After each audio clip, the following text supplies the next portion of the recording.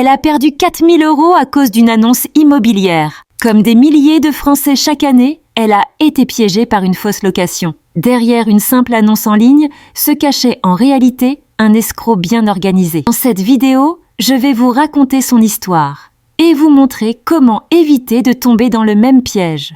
Vous cherchez un appartement, vous tombez sur une belle annonce, le prix est parfait, mais derrière, ce n'est qu'un piège. Chaque année, des milliers de personnes perdent plusieurs milliers d'euros à cause des fausses annonces immobilières. Aujourd'hui, je vais vous raconter comment ces arnaques fonctionnent, qui sont les victimes et surtout comment s'en protéger. L'arnaque est presque toujours la même. Un escroc publie une annonce de location attractive, souvent sur un site connu. Les photos sont magnifiques, mais volées ailleurs. Le prix est en dessous du marché, juste assez pour paraître crédible. Ensuite, le faux propriétaire demande un virement bancaire ou un dépôt de garantie avant même la visite. Et une fois l'argent envoyé, il disparaît. Des victimes partout en France. Des familles, des étudiants, des travailleurs précaires, personne n'est épargné. Exemple, une famille de Lyon a perdu 4 000 € après avoir versé 2 mois de caution pour un appartement qui n'existait même pas. Un étudiant à Paris a payé 200 € pour un studio et a découvert que les photos venaient d'un hôtel en Espagne.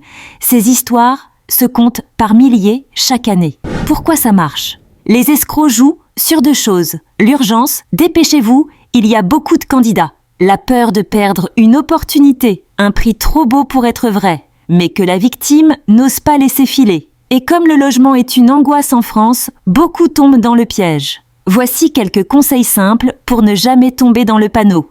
Merci à tous ceux qui prendront 50 secondes pour liker et partager cette vidéo. Ne jamais envoyer d'argent avant d'avoir visité le logement. Vérifiez l'adresse et les photos. Google Images et Street View sont vos amis.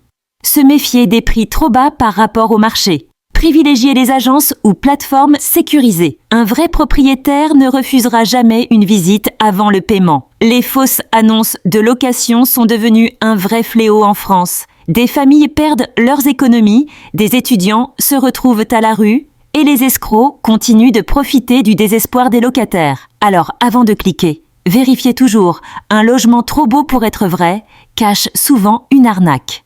Claire Martin a 42 ans. Après un divorce douloureux, elle décide de tourner la page. Mère d'une adolescente de 12 ans, elle cherche un nouvel appartement pour commencer une vie plus sereine, à Lyon. Comme beaucoup de familles, Claire passe des heures sur Internet à comparer les annonces. Un soir, sur un site bien connu, elle tombe sur l'annonce parfaite. Un 3 pièces spacieux, lumineux, à proximité de l'école de sa fille et surtout à un prix très attractif. Pas assez bas pour paraître suspect, mais suffisamment intéressant pour créer un sentiment d'urgence. Les photos sont impeccables, le texte est bien rédigé. Et surtout, l'annonce est publiée par ce qui semble être une agence immobilière locale, avec un site internet professionnel et un logo rassurant. Rapidement, Claire appelle le numéro indiqué. Au bout du fil, un homme au ton sûr et chaleureux. Il se présente comme agent immobilier, donne le nom de l'agence, parle avec assurance. Tout paraît crédible, mais il met aussi la pression. Je préfère être honnête avec vous. Cet appartement suscite beaucoup d'intérêt.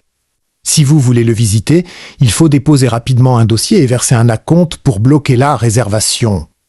Claire hésite, mais l'idée de rater cette occasion la hante. Alors, le lendemain, elle rassemble ses économies et effectue un virement de 3 800 €, 2 mois de caution plus les frais d'agence. À partir de là, tout bascule. Les premiers jours, l'agent répond encore à ses messages avec des excuses. « Ne vous inquiétez pas, la visite est prévue bientôt. » Puis, soudain, plus rien.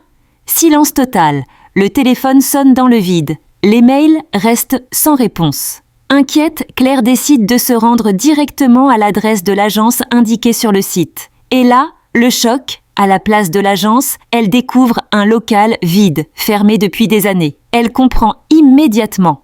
L'agence, le site internet, l'agent, tout était faux. Un décor bien ficelé pour piéger des victimes comme elle. Ces 3 800 € ont disparu, probablement envoyés sur un compte à l'étranger. Impossible à tracer. Effondrée, Claire porte plainte.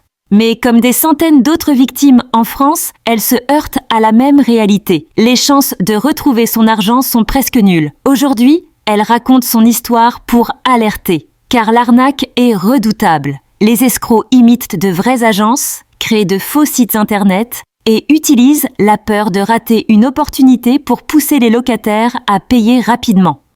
Et vous, avez-vous déjà failli tomber dans une fausse annonce ? Racontez-le-moi dans les commentaires et abonnez-vous à la chaîne pour découvrir d'autres enquêtes sur les arnaques immobilières et protégez-vous des pièges qui menacent de plus en plus de Français.